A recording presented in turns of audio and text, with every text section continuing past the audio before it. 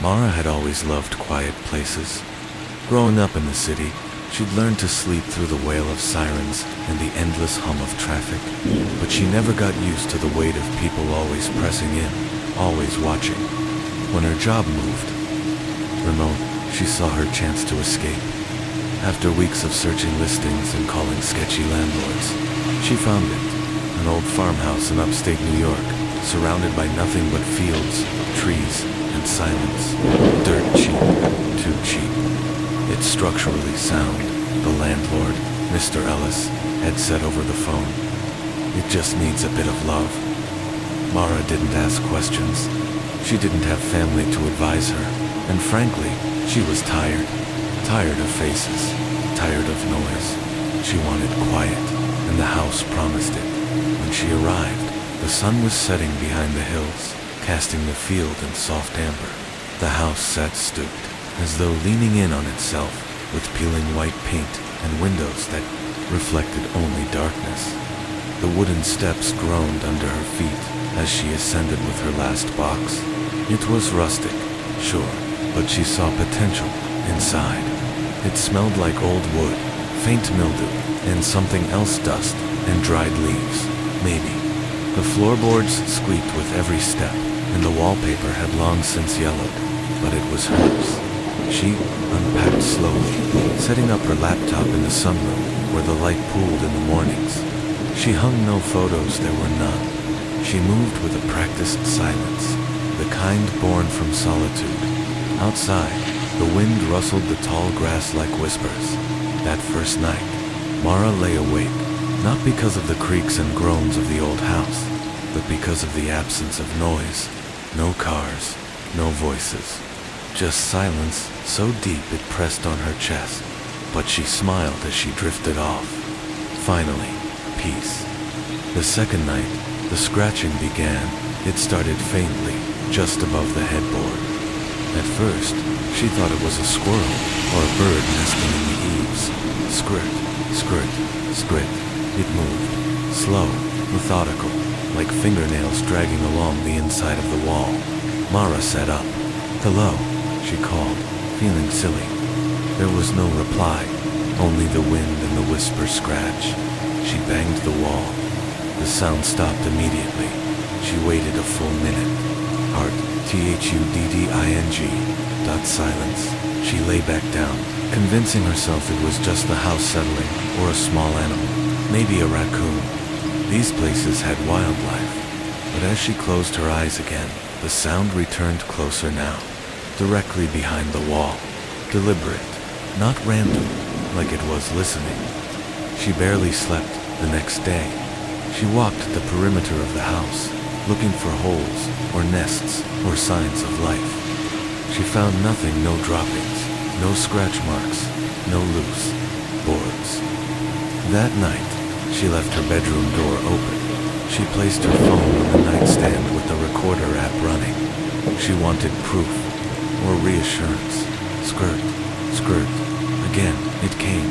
Now from the hallway, then from the ceiling, then dashed just behind the bathroom mirror. Mara stood in the hallway, holding her breath. The sound stopped. Her own reflection stared back at her from the mirror. Tired eyes, hair in disarray. She reached forward, tapped out the glass. Didn't just reflect, it echoed. She unscrewed the mirror and lifted it away. Behind it, the drywall was cracked, the plaster uneven. At the corner, something was etched, tiny letters carved in neat, impossible lines. "I see you." A shiver ran through her. She touched the letters. They were old. Dried dust clung to the grooves. Her phone beeped. The recorder had stopped. That night, Mara didn't sleep. She lay in bed with the lights on, her body tense under the blankets. Every sound made her twitch. The soft ticking of the clock, the wind brushing the window, her senses were tuned to every frequency. At 3:17 a.m., the silence was shattered. It began with the low creak of wood shifting above her, followed by the slow return of that same scratching. But this time it wasn't on the wall. It was in the vent above her bed. She sat bolt upright, staring. Then a voice, dry, breathy. papery filtered down like it was carried on a cold breeze. "You hear me now?" Mara gasped, covering her mouth. Her heart pounded so loudly she thought the thing in the vent could hear it. "Who's there?" she shouted. Silence. Dot. She grabbed her phone. No service. She ran to the living room, fumbled the landline she'd never used. A dead tone. She didn't go back to bed. She sat on the couch until dawn, a blanket wrapped around her, staring at the hallway. When the sun rose, she went back into the bedroom. There was nothing in the vent. She climbed up on a chair, took off the cover. Inside, dust, cobwebs, nothing else. She didn't know what she was expecting. A speaker, a doll, a person. Her stomach twisted. She started Googling, looking up the property. Old news clippings, anything. That's when she found it. An article from 1998. A missing person woman, mid-30s, quiet type, moved into the same house. Neighbors reported strange noises. She disappeared 6 months later. Unsolved. Mara stared at the screen. Cold sweat clung to her spine. There were no neighbors now, no one to report anything. The next day, Mara called a local handyman. "There's something living in the walls," she said over the phone. "I think it might be a raccoon or something. Worse." The man who arrived was tall, grizzled, with a faded cap and tobacco-stained teeth. His name was Earl. "Farmhouses out here," he muttered, rubbing his chin as he looked up at the vent. "They got some history." Mara followed him as he banged along the walls, shining a flashlight into the corners of the attic. It was cramped, filled with fiberglass insulation and dusty boards. "You say you heard voices?" he asked, peering into the ductwork. "I know how it sounds. Can you check the crawl space, too?" Earl nodded. "Yeah, most folks forget that part." The crawl space entrance was a square cutout in the pantry floor, covered by a warped wooden hatch. It hadn't been opened in years. When Earl pried it up, dust plumed into the air, making Mara cough. "Smells like mold." He grunted. He clicked on a powerful flashlight and climbed down. Mara waited at the edge, kneeling near the opening. "It's tight down here." "Couple busted beams," he called out. "No animals." Just he stopped. A beat of silence. Earl. Another beat. Then, "I think you ought to come look at this." "No thanks," she said instantly. Earl's voice rose. "No, I mean you need to see this." With reluctance, she climbed down, clutching a flashlight. The air was thick and damp. She crawled beside Earl through the dirt, her knees sinking into soft earth. He pointed to the far wall. There, illuminated in the flashlight beam, was a small opening maybe 2 feet tall, leading deeper under the house. The walls around it were covered in carvings, hundreds of tiny lines etched into the stone. "I don't think these are animal scratches," Earl said. Mara knelt closer. The lines weren't random. They formed symbols, patterns rows and rows of names. Some were scratched out, others were unfinished. Her flashlight flickered suddenly. A sound echoed through the tunnel beyond the hole. A low, wet shrook-like skin dragged over wood. Something moved. "Back out." "Now," Earl growled. They climbed back out of the crawl space, both pale and sweating. "You need to call someone," Earl said. "Priest, cop, I don't care. That wasn't no raccoon." Mara nodded, her throat dry, but she knew the truth. Deep down it was watching her, listening, waiting. That night, Mara didn't sleep. She stacked furniture against the bedroom door, unplugged the vent fan, and sat awake with her flashlight. When morning came, she returned to the crawl space alone. She couldn't explain why. Curiosity? Madness? Maybe it was something else like being pulled. She crawled to the stone wall again, braving the sour, damp smell. Something was waiting for her there. A small notebook, tucked neatly inside the mouth of the tunnel, wrapped in cloth. She unwrapped it with shaking hands and flipped through the yellowed pages. It was a diary. The first. Entries were normal, mundane. dated back to 1997. Moved in today. Quiet. Peaceful. Just what I needed. Heard noises behind the walls. Probably squirrels. Carved something today. Felt good, like leaving a mark. As the pages went on, the handwriting became more erratic. There's something in here with me. I hear it breathing. I saw eyes in the vent. It's not a man. I sealed the doors. It keeps whispering. Knows my name. The last page was scrawled with the same sentence, written again and again, growing more and more illegible. I won't be quiet forever. Mara shut the notebook and backed out of the crawl space. Her hands were shaking uncontrollably. Mara spread the old notebook across the kitchen table, the pages fluttering slightly as a warm breeze curled through the cracked window. The sun outside had already dropped beneath the tree line, casting the farmhouse into an orange twilight that made shadows stretch unnaturally long across the wood-paneled walls. The silence wrapped itself around her shoulders like a wet shawl. She had written down everything from the crawlspace wall names, dates, even a few words carved in languages she didn't recognize. The names were mostly women's, dozens of them. Some scratched so faintly into the wood they must have been done with fingernails. Sarah, Lena, Catherine, Miriam, Edith, Talia. She typed them into the search engine one by one. Lena Harrell gave her a hit first, a missing persons bulletin from 1983. The article said she was quiet, recently divorced, had moved to the countryside to find herself. Her sister had told authorities that Lena claimed the walls were whispering to her, voices in the vents. No trace was ever found. Mara paused, chills crawling up her arms. She tried another. Talia Reed, another disappearance. 1959. The name appeared in an old digitized newspaper snippet from a nearby town. She had rented a home in a rural region outside Hollow Pines. That was here. Mara no longer dreamed. She remembered. Each night, she drifted not into slumber, but into the house-sit's rooms, built now from her thoughts, her fears, her past. No more unfamiliar wallpaper, no more dusty farmhouse. It was her home now, but it wasn't because the house remembered, too, and it had grown. She stood in the hallway of her childhood, the familiar green carpet crunching under her feet. Down the corridor, her old bedroom door stood ajar, but it wasn't quite right. The walls were taller. The light behind the door flickered like candlelight, and something breathed on the other side. Mara stepped closer. A soft voice drifted through.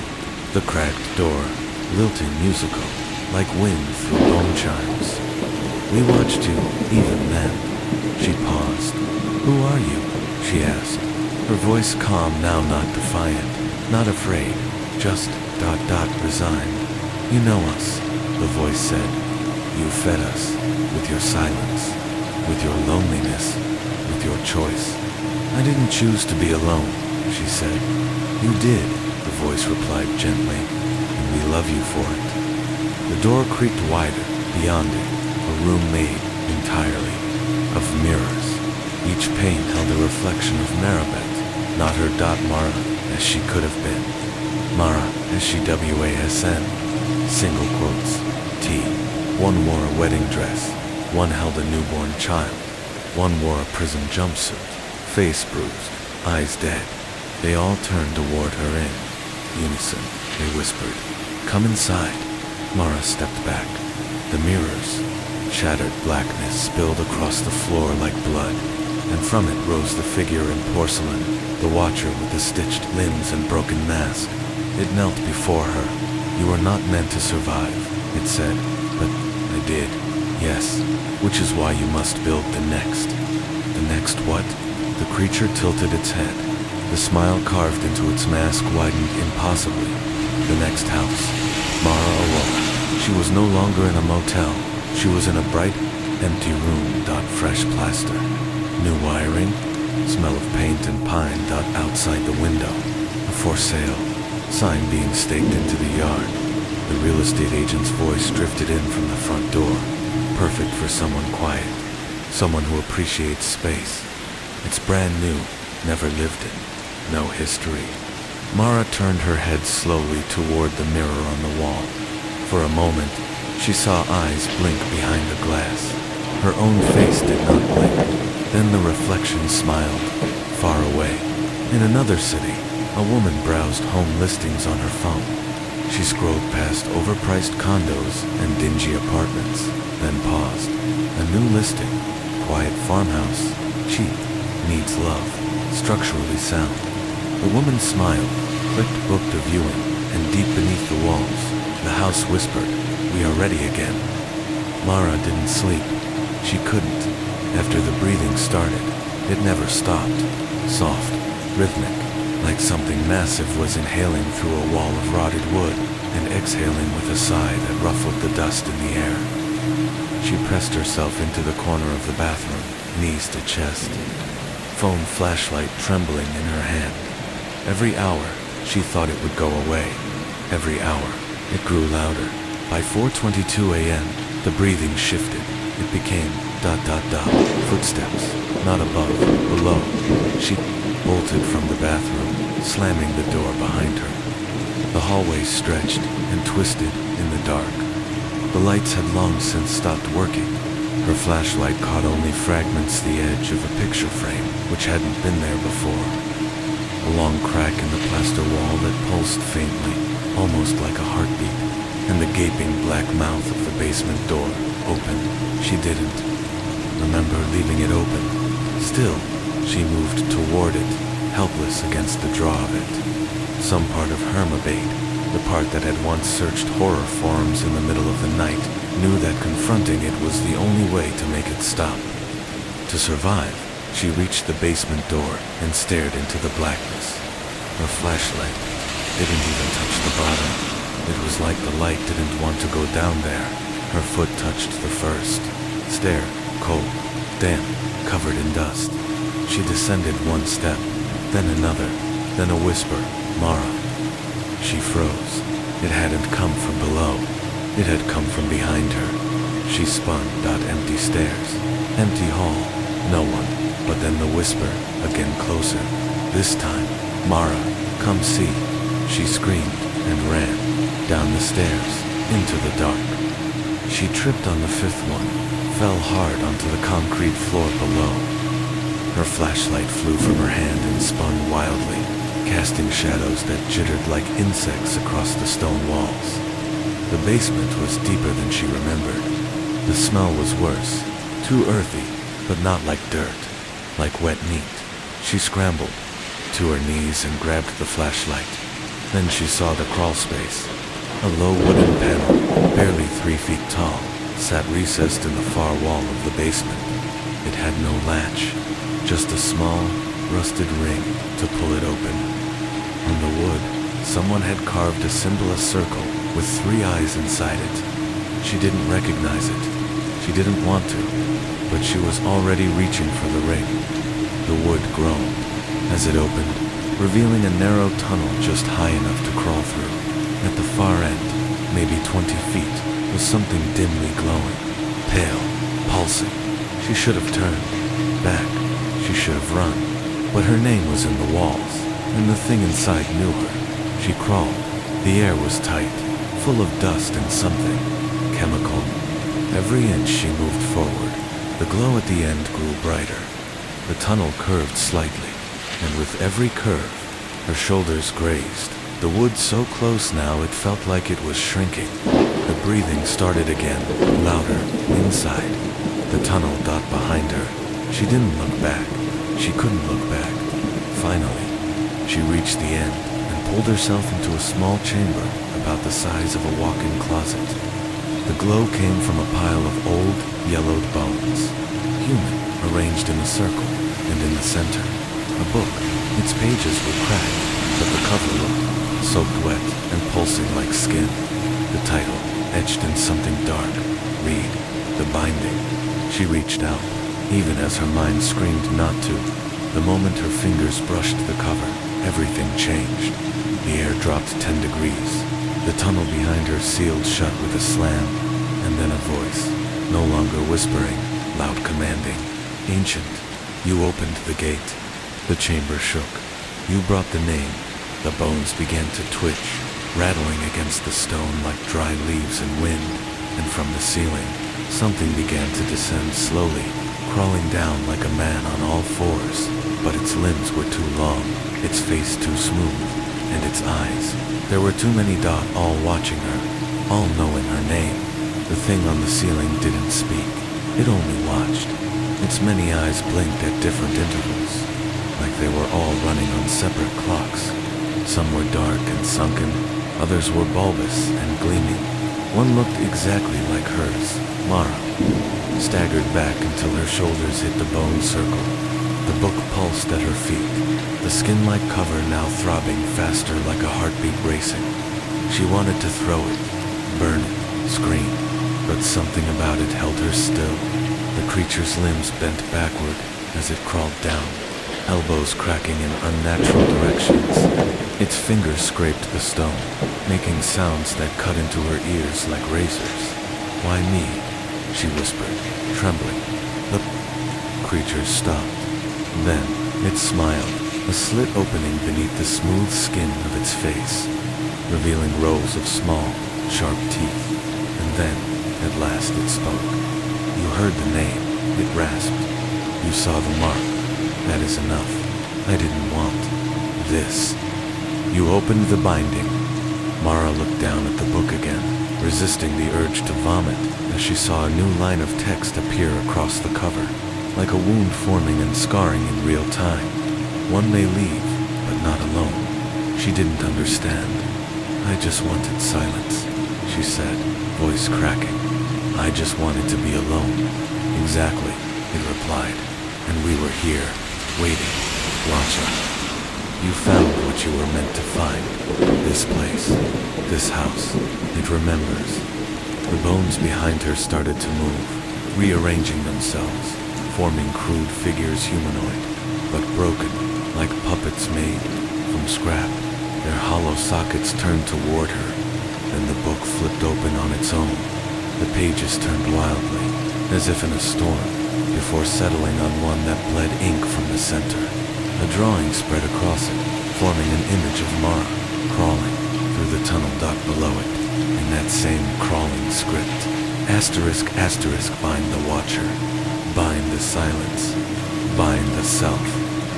Asterisk, asterisk, what does that mean? She cried out. The creature laughed, a sound like churning leaves and cracking glass. "It means you belong to the walls now, unless..." It leaned in, closer now, so close she could see the eyes within eyes, reflecting her thoughts. "Unless you bring another." The chamber stilled. "No," she said, her voice suddenly firm. The creature blinked, head twitching. "No," it echoed. "I won't trap someone else. I won't be you." "Then stay," it said simply, crawling toward her. "Become what you refused. You think silence is safe. Silence is hunger." As it reached the edge of the bone circle, it stopped. Something in the air had changed. The book screamed. A high whine exploded in the room as the bones burst apart, flying into the air like shrapnel. The creature recoiled, hissing, its limbs flailing. Mara didn't think. She grabbed the book and ran back into the crawl space. The glow behind her dimmed as she scrambled forward, gasping for air. She expected to feel claws on her ankles, teeth at her back, but none came. She reached the basement and stumbled up the stairs, into the hallway of the house, which looked different. Now, the walls were thinner. They pulsed. Every picture frame on the wall now held her face, distorted, grinning with hollow eyes. She made it to the front door. It was sealed. Wood and bone had grown over it like fungus. The windows were gone, replaced by slick black surfaces that rippled when touched. She ran to the kitchen. Same thing. Every exit grown shut. The house was closing, swallowing, and then she heard it. From every wall, every vent, every surface, we watch, we wait, we bind. Mara turned to the book. The pages were still turning, and on the newest one, a blank. outline of a person waiting to be filled. Mara couldn't breathe. The house was alive, reacting to her every step. With each movement, the wooden floor throbbed underfoot, as though veins pulsed beneath the hardwood panels. The ceiling moaned. When she screamed, the air smelled like rust and regret. The book lay heavy in her arms, its cover now marked with dozens of thumbprints, as though others had once held it. Pages flipped on their own, and the drawings inside continued to evolve. New images appeared of the living room, her silhouette by the stairs, a reflection in the black windows. Every moment, the book watched her. She dropped it onto the coffee table and backed away. The walls groaned, then the floor creaked, not beneath her, but in the center of the room. A long line appeared in the floorboards, as if something invisible had drawn a blade through them. Then another. They began to form a shape-an uneven square, maybe 3 feet across. A trapdoor carved into the wood around it were names: Sarah, Eli, Nolan, Ruth. Each name was scratched with sharp, frantic strokes, as though they were asterisk carved. From the inside, asterisk, and in the middle, Mara. No, she whispered. No, no, no. She backed away, but the trapdoor suddenly popped, the wood rising slightly with a puff of warm, putrid air. She couldn't help it, she opened it. Below was a second crawl space, smaller, deeper, too narrow for comfort, but just wide enough to slip through. She shouldn't, but she did. This time, there was no glow, no book, no bones, not only whispers, dozens of them, male, female, child, all whispering her name in unison. Mara, Mara, Mara, Mara, Mara. She crawled forward, heart hammering, palms sweaty against the cold-packed dirt. The whispers grew louder, more urgent. Something moved beside her, a shape pressed against the wall, moving with her, a face half-formed, no mouth, no eyes, only a name scratched into its skin, Ruth. Mara screamed and kept moving. More faces appeared, more names, some old, some recent, all trapped in the walls, silent, desperate, their bodies woven into the wood and stone like the house had eaten them and never digested. Finally, the tunnel opened into a chamber no bigger than a closet. There was a mirror inside, nothing else. Mara stared into it and froze. It didn't show her. It showed a woman dirty, disheveled, bleeding from her scalp, eyes sunken, hands twitching, lips cracked. Then the image moved. The woman reached out and touched the inside of the glass. Mara stumbled back, shaking her head. No, this isn't real.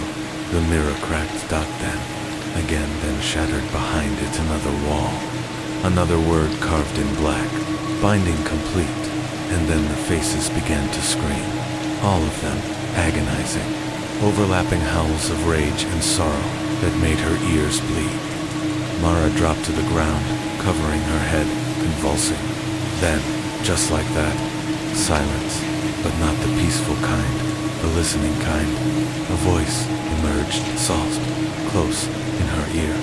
You're ours now, but the door stays open. If you bring someone in then, a snap. Mara woke up in her bed. It was morning. Sunlight poured through the curtains. The floor was still. The walls were clean. No blood, no breathing vents, no trapdoor. Had it been a dream? The book was gone. Her phone buzzed. A text from an unknown number. Asterisk, asterisk, nice place. Saw your listing online. Still renting the guest room.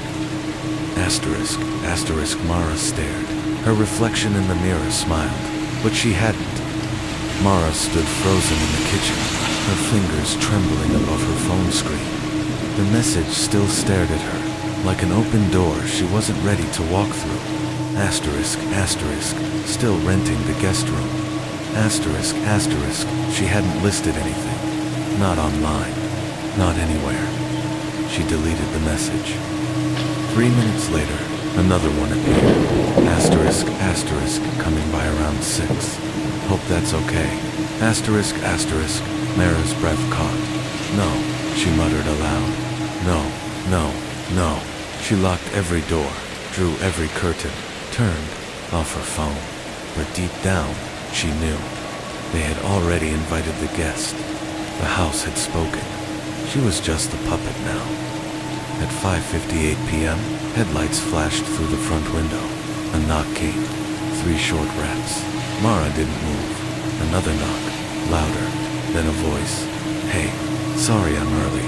I saw your ad place looks great. Just passing through for a few weeks. It was a woman. Friendly. Normal.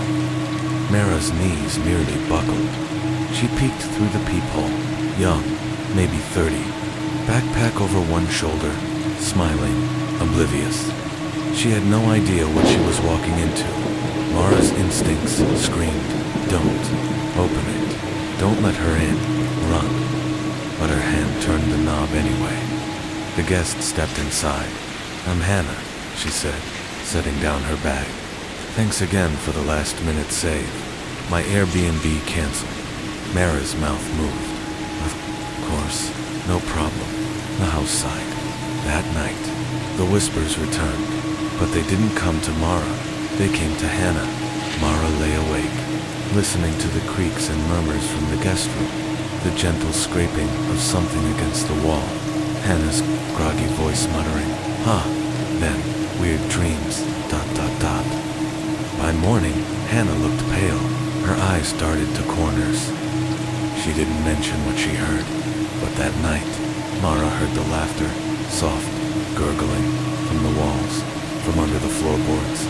The same line again, over and over. Asterisk, asterisk, the door is open. Asterisk, asterisk. Hannah started sleepwalking. Mara found her, standing at the vent at 3 a.m., whispering something in a language Mara didn't recognize. On the 4th night, Hannah screamed. Mara rushed into her room to find her clutching the bathroom mirror. I saw them, she sobbed. They were behind, us. Mara took her by the shoulders, trying to calm her. But her own hands were trembling. She knew exactly what Hannah had seen. The next day, Hannah begged to leave. Her things were packed in a heap. I'm sorry, she said, eyes wide and haunted. This place sits not right. Mara opened the door for her, but the house slammed it shut, the handle twisted in her hand. Locked. Oh, what's going on? Hannah asked, her voice rising. Mara shook her head, terrified. The walls began to hum, then asterisk laughed, asterisk dot low, rumbling, vibrating through the floor and up their bones. The book appeared again, on the table, open, fresh ink bleeding through the page. Asterisk, asterisk, she, his chosen dot asterisk. Asterisk Hannah backed away, shaking her head. What is this? What the hell is this? Mara tried to speak, but her throat closed. Then the house moved. The hallway stretched. Shadows grew long.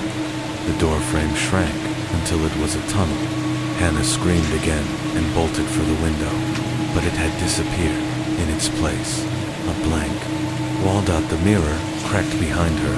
From it stepped a shape not Mara, not Hannah. Something else thought, a watcher, black-eyed, mouth sewn shut, pale as chalk. It reached for Hannah. She vanished, just gone. Mara fell to her knees, sobbing. The book closed itself. On its cover, new words burned into the leather, balance restored. But Mara knew better. The door was still open, and next time, it might not ask her first. Asterisk, the days blurred. After Hannah vanished, Mara stopped leaving the house. The front door no longer opened. The windows showed light, but it felt artificial, like the sky was painted on a dome. The birds didn't sing. No breeze touched her skin. The book remained always on the table, always waiting. She stopped touching it, but it didn't matter. Pages turned themselves when she passed. Symbols crawled across the parchment like worms. They writhed, forming shapes, faces, places, maps of the crawl spaces beneath the house. It wanted her to read, and part of her did. She started waking up with ink stains on her fingers. One morning she found herself in the hallway, staring at the guest room door, which had returned to its original place. She didn't remember walking there. Her hands clutched the book, its spine split, its pages damp. She opened it. This time, there were instructions. A ritual, ink, flesh, mirror, name, light. No other words, just those. She slammed it shut, but her reflection in the hallway mirror didn't mimic her. It lingered a second too long, smiled. That night, she dreamed of the Watcher. It stood over her bed, fingers outstretched, threads of black ink dripping from its hands. Where the droplets hit the sheets, they sizzled, burning holes that whispered her name, Mara. It reached for her eyes. She woke up screaming, and her fingers were black with dried ink. She rushed to the sink, scrubbing them raw, but the stain remained. No matter how hard she washed, the ink clung to her like a second skin. The house groaned. The mirror laughed. The next night, Mara moved to the basement. She dragged her mattress down, barricaded the stairs, and lit candles for light. It was colder, bare, but quiet. Mostly until she heard breathing from behind the shelves.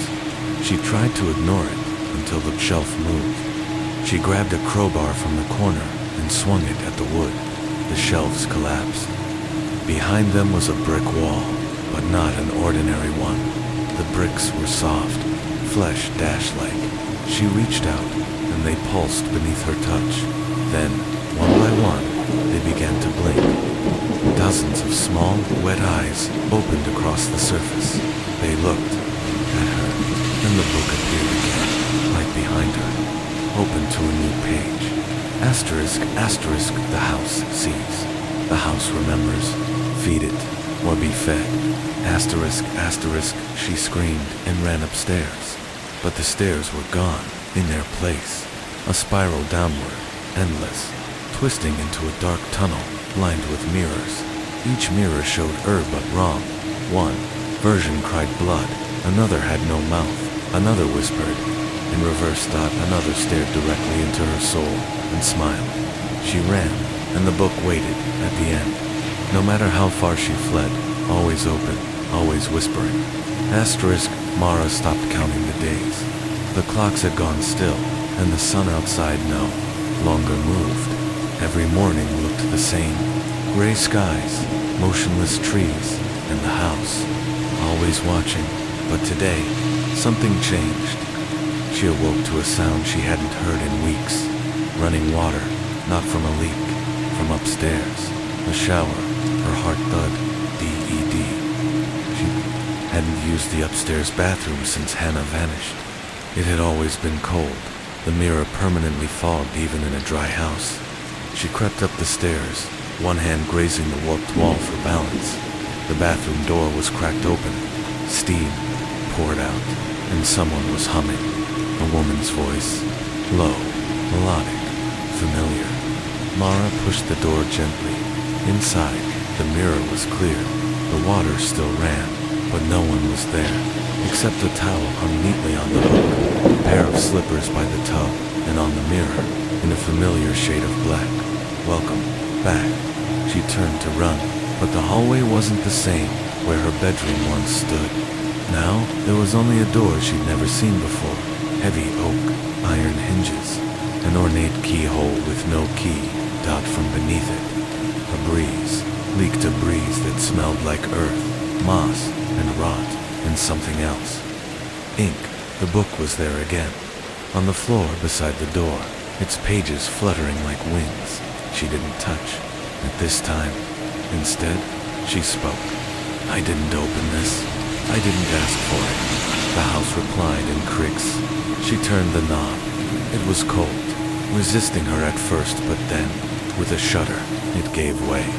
Inside was a room she'd never seen on any blueprint. Circular, stone walls, no furniture, no windows, just a single chair. In the center end, something slumped in it, a figure, back to her, hair long, dark, tangled, skin pale, shoulders rising and falling as if breathing. Mara's feet moved without her will. Each step closer, the air thickened, her ears filled with a low, droning. like 1,000 whispering mouths behind the wall. The figure sat motionless. She reached out, and it turned Hannah, but not as Mara remembered her. Hannah's eyes were solid black. Ink flowed from her mouth, dripping onto her dress. Her arms were bound by red string, etched with the same runes from the book. "Mara," she croaked, "you left me." "I didn't." Ty tried. Mara stammered. "She needs balance," Hannah whispered. "The house remembers. One must stay, so the rest may go." Mara backed away. "No, no, I didn't choose this, but it chose you." Behind her, the door slammed shut. Hannah stood, and her face began to change, morphing, twisting, flesh melting like wax, until Mara saw herself, a mirror of her body. Same clothes, same voice. "Run," her own voice said. But there was nowhere left to run, but she hadn't. Mara's breath caught in her throat as she faced herself. The thing that had once been Hannah now, fully mirrored in her own image, took a slow step forward, barefoot across the stone. The echoes of its movements were delayed, just slightly, as though the sound had to travel through something else before reaching her. Behind the doppelganger, the walls began to ripple, not shift-ripple, like muscle beneath skin. "Mara," it said, tilting its head, "you're almost ready." "Ready? For what?" Mara whispered. Her voice was thin, trembling, unfamiliar even to herself. The double smiled, though the expression didn't reach its eyes. "For your place, for your purpose." The book appeared again, this time in her hands, though she had no memory of picking it up. A new page turned. A new command inked itself in swirling black letters. To remain is to remember. To forget is to become. The double raised its hand. The walls of the round chamber pulsed and peeled like wet paper. From the folds, more figures emerged, men and women in twisted shapes, their mouths sewn, their eyes wide in leaking darkness. All of them wore her face, sobbing, laughing, screaming. Mara turned and hurled herself against the door. It dissolved into mist. She stumbled through and found herself in her living room back in the farmhouse, midday sunlight pouring through the windows. Normal, for a moment. She almost believed she had escaped, until she looked down at her hands. The ink had reached her wrists, and it was still crawling. Panicked, Mara bolted toward the bathroom. She turned on the faucet and scrubbed her arms raw, but this time the ink didn't move. It watched, tiny black eyes opened along her skin. She screamed and fell back, knocking over the mirror. The glass shattered, and behind it, the wall was gone. Only a hole, a black tunnel. Breathing done, she crawled backward, gasping, and the house sighed, the floorboards rising like a chest. The windows clouding over, a voice slithered from the hole, low, sweet, seductive. "Don't run now. You've come so far." Mara clutched the shard of the mirror, holding it like a weapon. "I'm not yours," she said. "Oh, but you are," the voice replied. "You always were. You heard me the moment you stepped inside. You read the first page. You looked in the mirror. You opened the door, and in the reflection of the broken glass, Mara saw herself. Not the version that screamed, or ran, or hid. The version that stood still, smiling, waiting, accepting. She turned away, heart pounding. "Then why am I still me?" The voice laughed. "You're not entirely." Back in the hallway, the book waited again. On its cover now burned a single word, "Decide." And inside, just one final page. "If you leave, you take me with you." Mara stared down at the book. The ink along her arms shifted, moved, forming words of their own dot. Old names, old stories.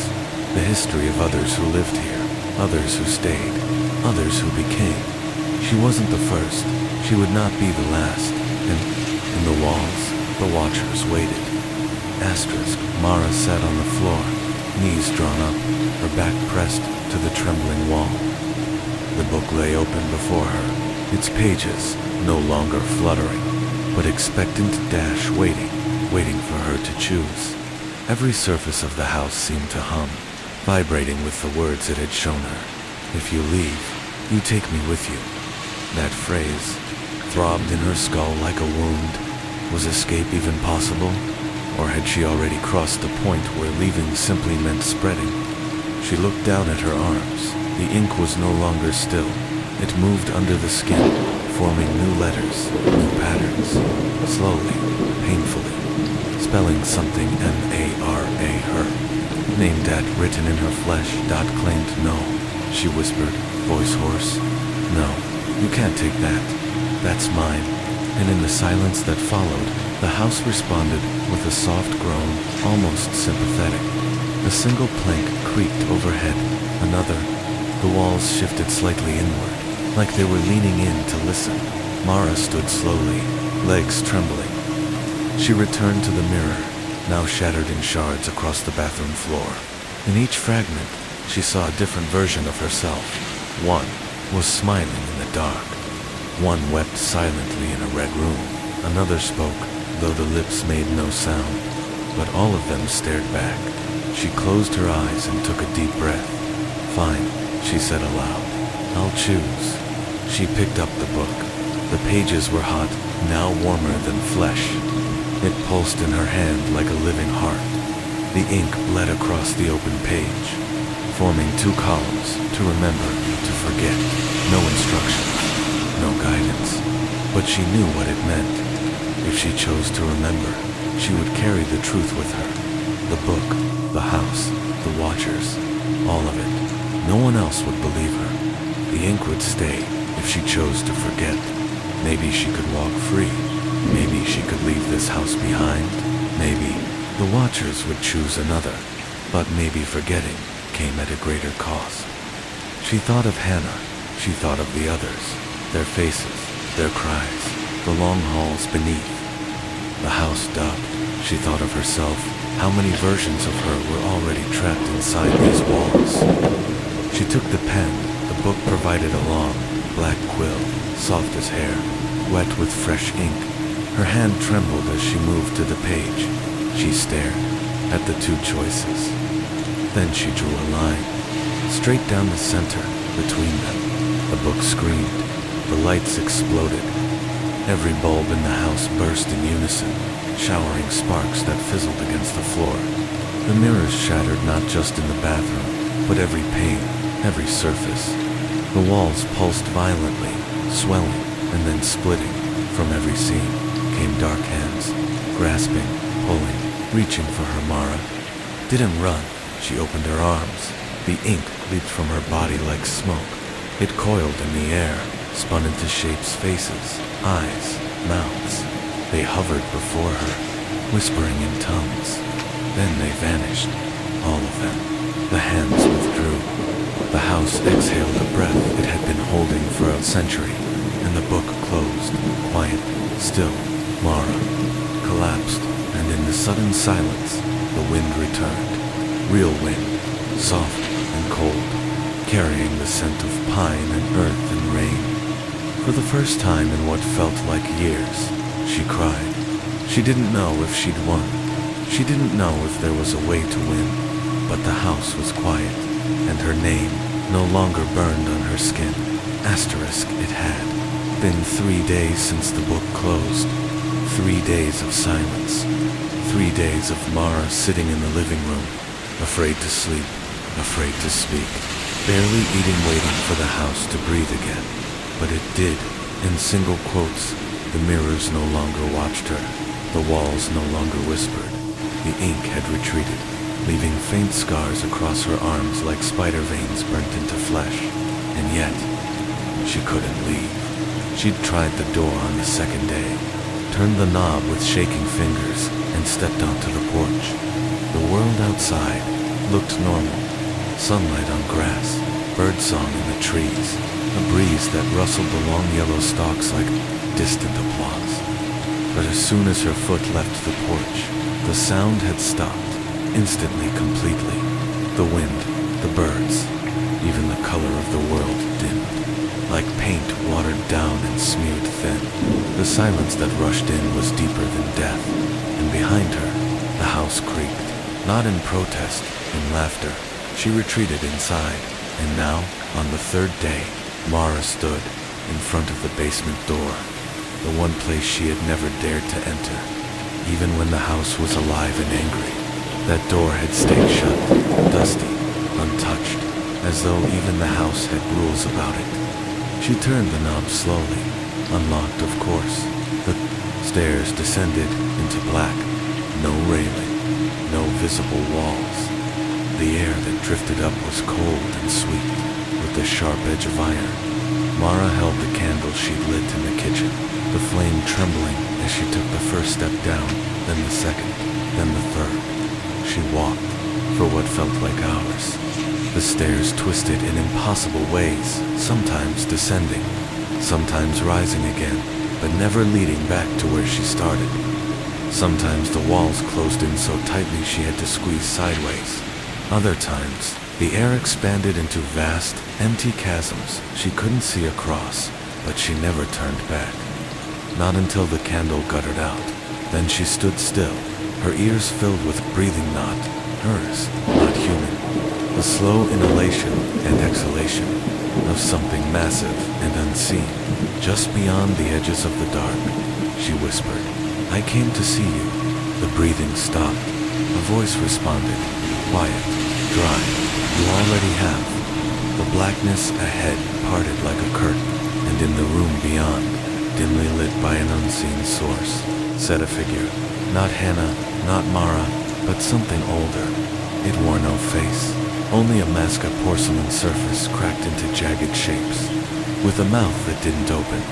Its body was stitched together from dozens of mismatched limbs, all feminine, all strangely familiar. Mara stared at it. It raised one hand and beckoned, and when she stepped forward, she heard all the voices in the walls, again screaming, whispering, begging, laughing filling her ears like static. "You made your choice," the figure said, but choices echo. "I didn't choose you," Mara said. "No," the figure agreed. "You chose yourself. That is rarer and more dangerous."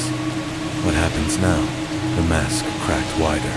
A smile or a warning. "You take the Watchers with you." The moment you stepped out, you became a window. The floor beneath her cracked, and Mara fell, but she hadn't.